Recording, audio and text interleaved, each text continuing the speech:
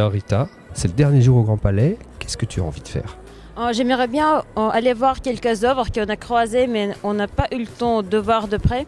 Ensuite, peut-être interviewer quelques artistes, quelques personnes, voilà. Et ensuite, se promener, profiter de cette exposition.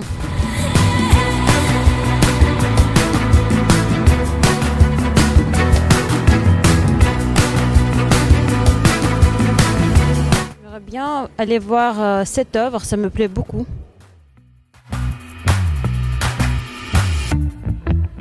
On a trouvé cette peinture, c'est une peinture à l'eau et je trouve que c'est très bien, c'est très positif au niveau de couleur. Le peintre c'est Raphaël Signevert, ça se prononce comme ça.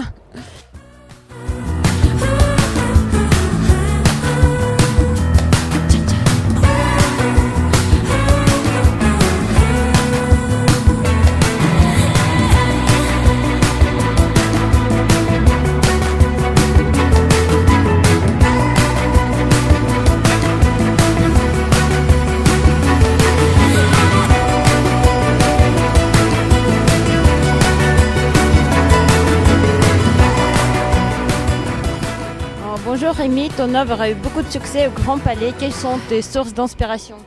Alors mes premières sources d'inspiration ont été avant tout le Grand Palais et puis ensuite la Société des artistes français. Je voulais vraiment pouvoir exposer dans ce lieu magnifique. Ensuite au niveau de la pièce, je suis parti de l'Homme de Vitruve de Léonard de Vinci et j'ai gardé vraiment le symbolisme, les formes géométriques en fait de cette œuvre, donc qui sont le carré, le cercle. Le carré en fait représente la matière, le cercle représente l'esprit. Et en partant de là, en fait, je me suis rapproché des outils qu'on utilise pour pouvoir faire ces formes géométriques. Et bien sûr, ça m'a rapproché aux outils des compagnons du devoir et des francs-maçons. Et c'est quoi la matière? C'est un bloc de marbre, donc c'est du marbre d'Isaour, c'est les Hautes-Pyrénées. Et donc le bloc de départ faisait 10 tonnes. Et je l'ai réduit à 800 kg de sculpture. Voilà. Et tout est du bloc d'origine. Voilà. Il n'y a aucun collage, aucun sertissage. Voilà, un gros boulot de taille de pierre en fait. C'est impressionnant.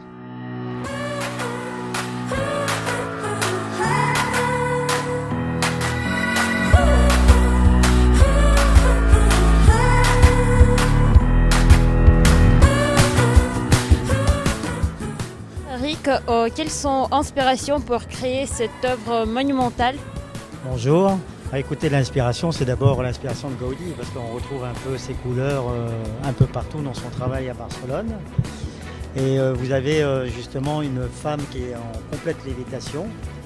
On se demande d'ailleurs même si elle n'est pas empalée, mais ce n'est pas le cas. Et on peut remarquer sur la base, évidemment, cet éclaté de quartz qui sont en fait un éclatement de tentacules qui sort des ténèbres, donc la partie mauvaise, et qui essaye de capter cette âme qui est en lévitation totale vers un monde meilleur, la rédemption. Voilà.